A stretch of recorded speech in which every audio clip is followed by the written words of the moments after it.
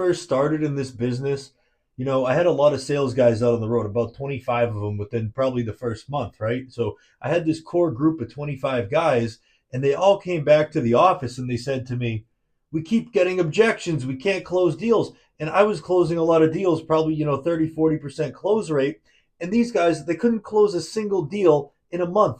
And we couldn't quite figure out why. And it was because they said, "We keep getting all these objections. There's 1,000 objections. There's 1,000,000 objections." So I said, "Okay, let's write them all down on the board. And let's figure out all the objections, and we'll figure out some language patterns to get through these objections, and we'll get it figured out."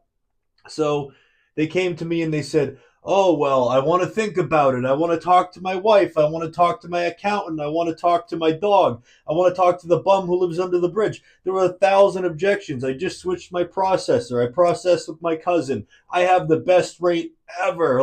So there were 1,000,000 objections, right? Well, we had 15 objections up on the board. And then out of those 15, half of them were repeats. So it was like we had 6, 7 primary objections that we got in the merchant services business. Now, as you can imagine, we're like, okay, this isn't so bad, right? So we're only working with the same 5 or 6 objections, 7 objections every time, but primarily there were 4 main objections. Now, number 1, I want to think about it. Number 2, I just switched my processor. Number 3, if you really suck at sales, it's "I'm just not interested. Have a good day," right? And they kick you out the door as fast as possible. Maybe they're busy. Maybe they're having a bad day. Then we have, "I'm in a 3-year contract with my current processor. I don't want to share my finances. I'm just not interested," right? So how do we, get through these objections, right? I want to ask my wife, well, first of all, what's happening psychologically when someone gives you an objection?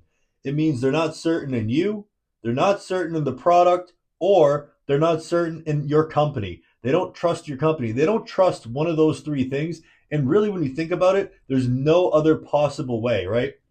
Maybe they're just testing you as a salesperson to see if you're a good salesperson, see how committed you are, but they want to see how certain you are, and they want you to transfer that certainty onto them, is essentially what they're asking. So sales is really just a transference of certainty.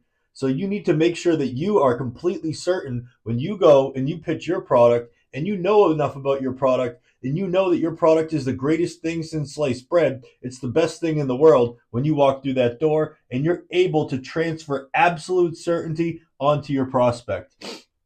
Now that we covered that, we call these the 3 10s: your product, and your company.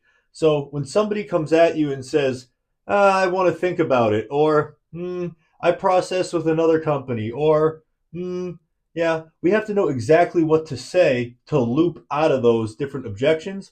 So we're going to get into that next in what is looping module. But I think this is a great setup for getting into that looping pattern. Now we understand the basic objections